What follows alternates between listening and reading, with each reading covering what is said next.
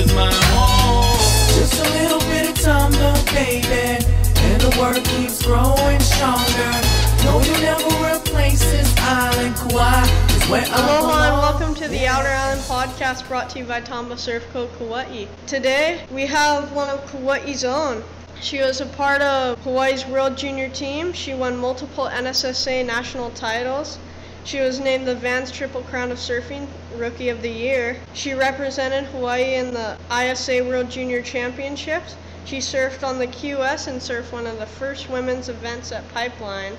She founded her own non-profit company called Shine With Her, and she has been writing and designing for Vans for years. Aloha and welcome to the show, Leila Hurst. Thank you. Thanks for being here. Oh, I saw you just recently hiked Kalalau, 11 miles. How was that? It was long. It took us 8 hours in broad daylight. We got boated in, dropped off, hiked from 8 a.m. I think till like 3 or 4 p.m. And yeah, it was a journey and it was really scary. But it's a one-time thing for me, and I'm glad I did it. How's the Crawler's Ledge? It's not that scary. It's kind of funny. The whole time we were hiking, we were like, this is Crawler's Ledge, and then we'd get to another spot and we'd be like, this is Crawler's Ledge.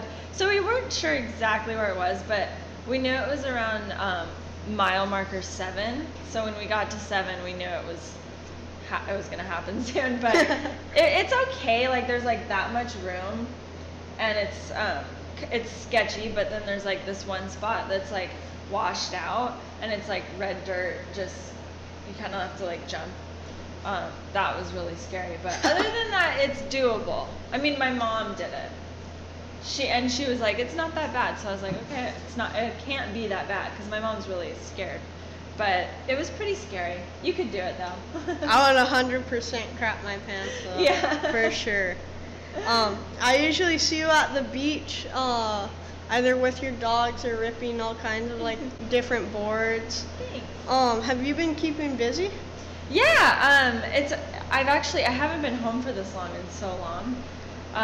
Usually we would have had all kinds of things like the U.S. Open and stuff in California, and the Triple Crown's coming up, but it's been really nice to not have anything going on, and just being able to be at home. And summer was really nice. We boated a lot and just kind of hung out with my family. So I have no complaints. It was really nice. I actually won one of your HIC boards at a Kilauea Elementary School raffle. Yeah, cool. Parents were buying so many tickets. Like one of my friends bought 50 tickets, and my mom bought one, and we won. That's how it always works. Huh? Yeah. Just good luck, I guess. That's cool. Do you surf it a lot? Yeah, I surf it a lot as a twin fin now. That's fun. Yeah. Do a bunch of 360s. Yeah, yeah, just spin. I saw you shaped yourself a longboard with Bill Hamilton. I decided to do this little project, was it last year or 2 years ago, with Bill, because I grew up spending like every holiday with him and his family, and he shaped my first board and my second board, and I always grew up watching him shape he had a shop, like this little hut on the Honolulu River, like by when you're going out of Honolulu River and there's all those houses? Yeah. It was right there, but I just remember going there all the time. And so I came home for a while because I was living in California, and I was like, let's do a project together. And he was all stoked because he he just loves the surf industry, and he was like, yeah, let's do it. Somebody can film it. Like, that's awesome.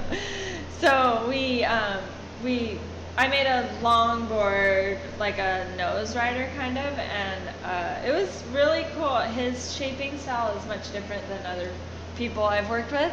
And yeah, it came out really well. I surfed the bay with it, and it was like kind of like, it's like surfable, but not really. But it like got the job done. So yeah, it was fun. And then I brought it to California, and I got in a car accident, and it was in the back of the truck, and it got like pretty mangled.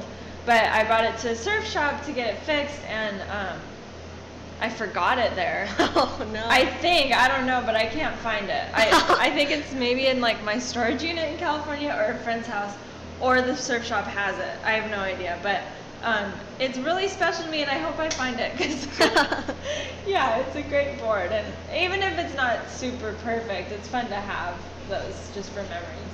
Yeah, totally. Yeah. Uncle Bill's pretty notorious for his longboards. Have you ever got a shortboard shaped for? I got some like I got a fish from him like a long time ago when I was like probably 8, and then I didn't get anything from him, and then recently I got a bonzer. Have you ever ridden a bonzer? No, I haven't. They're kind of trippy. I mean, if you're like a shortboard thruster, I mean, yeah, 3 fins. God. Yeah, thruster. It'll trip you out, but it's fun. I like challenging myself and going on other boards, because sometimes it's just like the same thing every time you get on a shortboard. Yeah. So I think it's good too to like surf different boards to keep yourself well rounded. So yeah, it's cool. I like it. I've only ridden it a few times, and it's super trippy. There's like those, what are those side fins called? The wings? Or yeah, the little wings on the tail. Yeah, they're like super weird. They're tiny, and then there's a big single fin. And the trailer fins. Yeah, trailer fin. But my dad got one too, and we were just like, how do we surf these? Like, it's so different. But yeah. Did you get the hang of it? I haven't really. I need to put some time in. I have to go out to the bay or something. Because I tried to surf it on a shore break, and it just didn't make sense. Because I think it's for like a perfect like wave. Yeah, just down the line. Yeah, cruisy. How's the duct tape festival shaping a board for everyone to use? It was cool. What did I shape? I shaped 2 like twin. Yeah, you shaped a. fish boards? Yeah, you shaped a fish, and then it was like an oval, like single fin. Yeah, yeah. They were pretty big for me, but I liked it. It was fun because it wasn't for me; it was for everyone else. Yeah. So, I was like, perfect. I can make a bad board for everyone. So yeah, it was cool. That contest is really cool. Is it like a contest, or is it just like you go surf? It's like a festival. So they pick like, I feel like 5 or 6 people to make 2 boards of whatever they want, and then they bring them down to the beach, and then Vance has like the U.S. Open or Triple Crown, and they're there to surf for anyone. So yeah, everybody can take them, and you like sign them out of this sheet, and then you take them surfing, and then you return them. But yeah, it's more of a festival, like an experience. It's not. It used to be like a contest, but they've changed it. Yeah. Did you try Dane Reynolds' board? I didn't, but it was really funny. It looked so awkward. That thing was jagged. Did he only make that board, or did he make another one? No, he made another one, but they were both really weird looking. Yeah. He butchered that thing. Yeah. I saw one of them, and it was just like, it looked like if you gave a 2-year-old a pencil and just let them draw whatever they want. Yeah. It's pretty funny. Who did you grow up surfing with here on Kauai? I grew up with like, it was like me, Alana, Bethany, Malia, Najee Melamed, who else? Brianna Cope. I'm trying to think of all the girls that were killing it. There were so many good girls when I was in my generation. It was crazy. And then all the outer island, it was like Coco, Carissa, like every girl that is amazing now was all in my age group. It was It was stacked heats back then.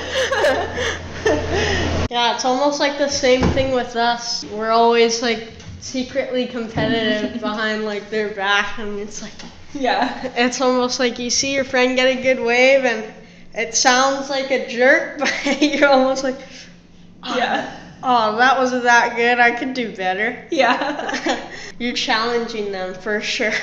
I was thinking about it yesterday for some reason. Like, girls are so weird, you know, and like passive aggressive, especially with competitive sports. But I remember like Alessa Cuizon would like catch a wave and paddle back out, and I'd be like, "How was your wave?" And we'd be like in a heat, and she'd be like, "It wasn't that good," and I was like. Or like I would catch a good wave and they'd be like, "How was your wave?" And I would be like, "It's not that good, but I like knew it was really good." Yeah. I was like, "It's so good, I'm winning." Let's talk Bethany for a second. Do you remember the day of her accident? Yeah, I was in whose class? I was in Miss Chung's class, who's Kayali Oh, Chung's. really? Yeah. You know Miss Chung. Yeah, I know Miss Chung. And she got a call and they told us, and we had heard the ambulances. Yeah, I remember we were at school, and then it all went down, and we went and visited her like 3 days after, maybe. A bunch of people went to the hospital, to Wilcox, and saw Bethany, and then, God, was it like 2 weeks or 3 weeks later? There's footage of it, us all surfing with her for the first time at Rockaway, and then the rest is history. She's killing it now. Yeah, she sure is. Surfing Jaws and everything. I know, she's One just arm. absolutely amazing. You worked on her film Soul Surfer. Yeah. How was that? And It was what did you do? I was just I was just like a surfer in the contest that they had, but it was really cool. Like I fully saw how a movie's made. They had Tatiana Weston Webb was her stunt, or I guess it was so Bethany didn't play herself, you know. Mm-hmm. So she had other people, because she was a grown up at that time, and the girl that was playing her character was much younger. So they had people like Tatiana Weston Webb surf for her, and it was cool. Like they covered her whole arm in green. Oh, really? Yeah, and she surfed with us, and it was just really cool. And it was cool that she involved all of us girls from Kauai. Yeah, it was awesome. And the movie came out really good, and it was pretty amazing. I don't know. She's just amazing. What did they cover her arm with green? Like, what material was it? I don't know. I guess it's like... I don't know what the right word is, but I guess if you cover it with like... I don't know what material it was. It was like looked like a cast.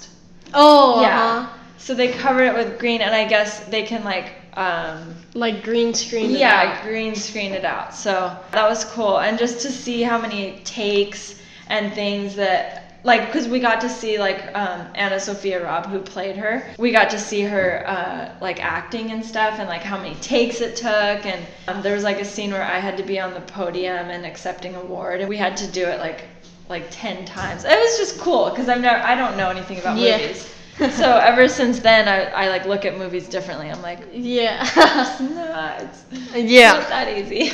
You got right into competition when you were young and had great success. When did you realize you could like surf against the best, like the world's best? I mean, I don't know. I grew up doing like the little, like the longboard contest here, and like the Irons Brothers contest here, and I just loved it. And then I got sponsored by Billabong when I was like 10, and I started doing NSSA's Inter-Island. And then, do you know Reynos Hayes? Yeah, I know Reynos He started coaching me, and then, I got sponsored by Vans, and I started doing the juniors, which I really liked because it was like a tour. So it was the same people at every contest. And I really liked that. And then, I don't know, I guess it just unfolds when it unfolds. And what do you think was like the scariest thing that happened in a contest with you? I just have fear, and I still have fear of missing heats. I always have these dreams where I'm like surfing, but I don't have a surfboard underneath me, and I'm like kicking the wave. So weird. I don't know. It's often though that I have these weird dreams. I don't know. Scariest thing that's happened to me. I mean, I guess I got invited. I just had gotten sponsored by Vans, and they at that time had a part of the Vans Triple Crown. They had a women's CT at Sunset. And I was like 14, and they invited me to do it. And I didn't have a gun or anything. And you kind of need one out there. Yeah. Even when it's like small, you need a little bit more board. So I was with Alana Blanchard, and our dads in the morning, they were like, you have to paddle out. Like, you might be surfing today. So we paddled out, and I got out there, and it was like solid 8 foot, and that's big for me when I was younger. Still is. Yeah, yeah, I don't surf big waves, but I guess I don't know. I guess there's like a West Bowl there, and I didn't know anything about the waves, so I remember it was like Andy Irons was out, and like Lane Beachley, Rochelle Ballard. It was all the big timers back then. And I just got so worked, and I like almost drowned. It was really gnarly. I got held under for basically 2 waves and came up and got another one on my head. And it was the first time where I ever got like pushed down really far. Normally you get like washed around. Like, yeah. I got pushed down really deep, and I was just swimming forever, and it was just really scary. That was like the only scary like drowning. I didn't drown, but close to drowning experience that I've ever had. And I always, from that day, kind of like, I'm definitely more timid from that experience, and it's never happened to me. And I'm 27.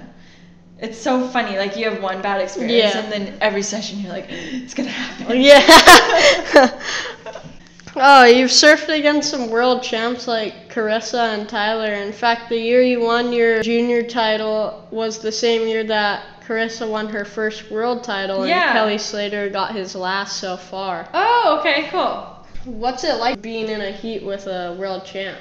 Well, Carissa she wasn't in the juniors then, but the last time I surfed in a contest with her was in Australia at Manly. Do you know where that is? I don't think it's so. in Sydney. But anyways, I don't know. It's so crazy to surf against somebody that's at that level, because you kind of just like automatically get small, and you're like, I don't think I don't surf good. Like, you immediately start to like, because they're so confident. And for me, I've never been like a super like confident surfer. I'm just like having a good time, and whatever happens, happens. Like, that's always kind of been my MO. But yeah, it's really weird being in a heat with somebody that's so experienced and so talented and pretty much wins everything. It's really hard to like wrap your mind around the possibility of beating them. Let's talk about the World Junior title. Can you take us through that year? Yeah, well, actually, it's kind of funny. So there was 3 contests for the World Juniors, and it was Bali, Brazil, and Australia in Burleigh Heads. And the first one I went to in Bali, I did really bad, and I lost like first heat and lost the losers round. It was like really bad. And then the second one in Brazil, I went with my mom, and I won that, which was really fun. And then the third one was in Australia, and I got like, I think I got second or third. No, I got third because I wasn't in the final. And it was like whoever won the final, it depended like a girl, if she got first or if she got like second, then I wouldn't have won. So it was like, it was a title we were all racing for, and it was cool because I got to experience like trying, like when you're it's out of your control and someone else is surfing. Yeah. And whatever they get will affect what place you get. So I got lucky. That girl, I forget who it was, but she didn't make her heat, and then I ended up winning. the title, and it was really cool. I mean, I got to go to the WSL Awards, I think it's called, and go up on stage and I have a big trophy, the big bowls, you know. It's like ancient though now. Collects dust, but yeah, it was really cool. That was like my last big like accomplishment, and then I kind of started free surfing. So yeah, it was awesome.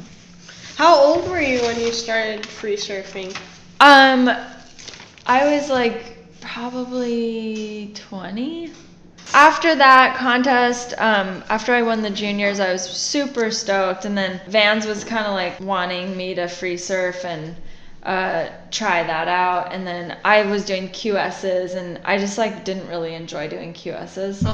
So I was like, what the heck, why not? Why don't I just try this out? And yeah, I'm here now. I haven't done a contest in like 7 years. Sounds pretty killer. Yeah, it's cool. I mean, I'm competitive, so I love doing contests. Yeah. But I definitely got lucky that I didn't have to survive off of doing them. How is it just free surfing and having your sponsor just totally backing you up on it? Yeah, it's a very unique situation. I feel like most people don't get to do that, but yeah, I've been super lucky with Vans. They're pretty much a lifestyle brand, and whereas like I was sponsored by Billabong before, and they're like hardcore results and stuff, but I always knew that my goal was to be with a company that was like more relaxed and not as focused on the competition side, because I am competitive, but I'm not like what it takes to be like on the world tour. Like I'm pretty like relaxed. So yeah, I got really lucky. Felipe Toledo, Jack Freestone, and Kylie Belly were doing the juniors on the men's side. Did you get to surf with them, like surf against them or surf with them? I mean, we all like, because it was like a tour, so we all got to see each other all the time, and which is funny because I was always really close with Alana, and that was before Jack and Alana were together. So yeah, I mean, we all hung out, and we were all pretty close. It was pretty cool. Could you tell those guys were gonna be something special? Yeah, I remember noticing Jack in Bali and being like, whoa, this guy's really, really talented. Because I didn't hear much about him until then. And Kyle won the title with me. So that was obviously, I was like, okay, these are the guys. And then Felipe, I don't remember him as much. I think he kind of like blew up once he got on tour. Yeah. Was Gabe in those? Gabriel? I don't know. I don't remember. Oh, really? I don't think he was. I think he was like just aiming for the CT.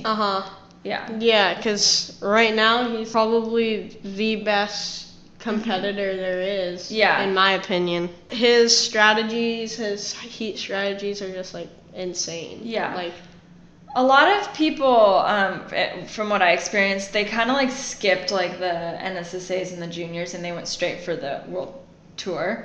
I didn't. I was just taking my sweet time. Yeah. Vans is loaded with such an interesting group of surfers, from like the Godalskis brothers, Dylan Graves, the great Dane Reynolds. Yeah. Can you share some memorable experiences that you've had with the Vans crew? Oh my gosh, I've had so many. God, where do I start? I mean, I've always been the only girl on Vans, so I've always traveled with these guys. They just recently picked up girls, so it's pretty funny. I used to like stay with them always, and all the team houses, all the surf trips, and I would go on surf trips with them, and the waves, we were filming for these movies that we'd make, and they'd always call me into these trips, and it'd be like slabs in Puerto Rico that were way too gnarly for me, and I'd just be like, oh my gosh, I'm never gonna surf on this trip. But it was cool. I mean, traveling with guys is pretty funny. Like they're classic. Have you ever thought about coaching some of the young girls here on Kauai? Yeah, I've done like a few sessions with younger girls, but Yeah, I think it'd be so fun. I just haven't really pursued that, but I think it'd be fun because I always liked working with people, and it was always normally guys that I worked with. So I think it'd be cool. Like I saw Rochelle Ballard the other day, and she was working with a younger girl, and I was like, that's pretty cool. I mean, to be able to work with a professional athlete from back in the day, like Rochelle was amazing. She accomplished so much. The girl she was coaching, I'm like, do you realize how gnarly she is? Because when I was younger, like she was like Andy Irons to me. Yeah. Like you probably look up to like Dane Reynolds. Like she was like Dane Reynolds to me. So I'm like, whoa, you're lucky to be coached by her. But yeah, I don't know. I would love to do coaching stuff. I just am like, I'll probably be like the most mellow coach ever. Yeah. You started a nonprofit company for girls called Shine With Her. Can you tell us about it? Yeah. Well, I was just feeling like, when was it? Like maybe 3 years ago. I just was like feeling like I wanted to like do something that wasn't just for myself. Yeah. Because surfing and being an athlete, it's such a selfish thing. Yeah. You know. So I didn't know what I wanted to do. I come from a family of all girls, and I've seen like girls around me, including myself, struggle with self-confidence and whatever. So, and my sister, she has a disability called spina bifida. She uses braces and crutches to walk, and that's just been my whole life. But so I originally wanted to do something for her disability, and so I was working towards that, to like getting girls that had a disability in the ocean. And then the more and more I worked on it, I was like, shoot, I wish I could just like do something for everybody, for all girls. So after like years of thinking of what to do and going to Vans and asking them what they think, and also trying to figure out the legal side of it and like building a nonprofit, it was a journey because I don't know how to do any of that stuff. But I decided to do, it's changed a few times. At first it was a camp, a 3-day sleepover, and I had like 15, 13-year-olds in Honolulu. And that was super fun. We surfed, we had like a inspirational speaker come, and we had like all of our activities were like self-confidence building. Like we made like dream boards and all this stuff. But that was 3 days, and it was like super tiring. So I was like, okay, I gotta figure this out and like make it something that I can like carry over and do like 3 times a year. So I figured out a 1-day format, and it was like night and day, like so much easier.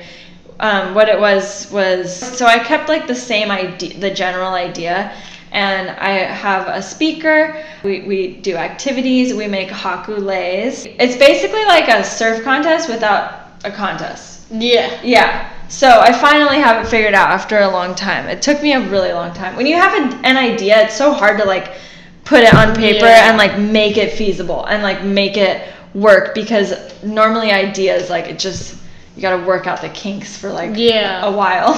You gotta really figure it out. And look over. And you're like, how do you make this impactful?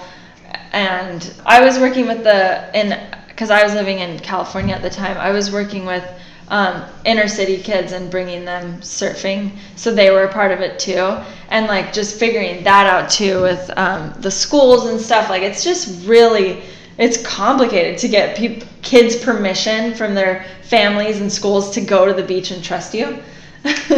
So yeah, it's cool. I have it pretty established now, but still figuring it out. You still rip so hard. Ever think about being a wild card in maybe a Vans event? I mean, I feel like I have like no confidence because I haven't done it in so long. Like I just got invited to this contest in California, and it was like last week. So I considered it because I thought, why the heck not? It'd be fun. But with COVID, I was like afraid that that we weren't gonna open up, so I didn't want to quarantine for 2 weeks. But it's hard when you're out of it for so long to step back in. It's scary. You're like, oh gosh. I'm like, how does priority work? Oh yeah, I can totally see that going down. Like you're in it for so long, and then you take a while out, and then you're like, like, I kind of forgot how to do this. When I got invited, I was like, yeah, I want to go, and then I'm like, I don't have a board. Like I don't have like a good competitive board. Yeah. Not like a super high performance board. Yeah. Or always on the fun boards. Yeah, I'm like, shoot, I guess I'll go buy one when I get to California. You mentioned growing up around Bruce and Andy. Do you have any good stories of the brothers you can share? Oh, I actually have a great story. So when I was 9, Andy was dating this girl that was a friend of ours, and I'd always see Andy surfing like pine trees and Anini and whatever, and my dad would always talk to him about like my surfing career that wasn't anything yet, and he had mentioned giving him a resume to give to Billabong. So we were all excited, and we like got together this resume, and it was like a paper, it was like in a binder. Yeah. Because back then it wasn't like, you wouldn't like send them videos. Yeah. You'd make like a binder. And I remember like I got like cute and went over to Andy's house, and his girlfriend answered the door, and I handed her my resume, and she was like, thank you, I'll give it to Andy. So the next day Andy flew to California, and like, I don't know, probably like 2 weeks later, I got an email from Billabong, and they're like, we want to hire you, or we want to put you on the team. And I was like, oh my God, it's the best thing in my life. So every time I see her or like anything, I'm like, oh my gosh, like he like literally started my career. Like he got me sponsored, and that's what it is, you know, you get your foot in the door, and then you're going. So yeah, Andy definitely did a lot for our whole community. He started it all. He did. It's true. I heard you guys used to ding dong ditch his home, like their home. I didn't, but Alana and Bethany did a lot because they lived right next door to him. I was more like, he's like way too scary for me, but they were less scared. Did he ever get like pissed off about it? No, I don't think so. I think we were just like so harmless. He's just like, oh, there they are again. Yeah, they're at my house again. I always end by asking this question: do you have any good pig or centipede stories? Oh my gosh. Well, I mean, I don't have like an incredible centipede story, but I know that I've gotten stung. Is it bit? I think it's bit. Yeah, by a centipede. In bed, of course. I feel like it's always in bed. But my dogs, I have like the nicest golden retrievers, and they like to eat pigs, like little pigs. And every time we go on, we like walk this one property, they are always like, it's really sad, but they just chase them. They don't hurt them, but it's just like, they're so cute, the little pigs, and they're just like trying to get away, and my dogs are like charging them. But it's fine, they don't hurt them. They just like to hunt them. Almost like herding. Yeah, they're herding. Yeah. Yeah, the other day my dad and I were moving stuff around because we were painting the house, and we have this like little gravel thing going around our house, and so there was this thing of like just like cement, like just dried cement, just like already binded and everything, and it just started crumbling. So I was like getting centipedes for my dad out and stuff, and there was a foot-long centipede. It was so big. Was it blue legs? No. Oh, it was like scary. It was like that thick. Oh, it's so gross. So thick. I had a machete. I was like, you have to chop them up. Yeah. Oh. Yeah, or else it'll keep moving. Yeah, they're so gross. They're like immortal. They live I know. So long after you we used to put them in the microwave. We'd like chop them up, and then we'd put them in the microwave. I don't know why, but centipede tortures. Well, we want to say a big mahalos to Leila for coming in and letting us talk to her about her life. Yeah, no problem. Thanks for having me. We wish you, your family, and friends happiness, good health, and success in life. Thank you. You and as well. Thanks for being in here. Thank you. Thank you for watching the Outer Island podcast brought to you by TAMBA Surf Co. Kauai. Just another reminder that the TAMBA shop is open. And if you're not on island, we have an online option for you. Mahalo. Thank you.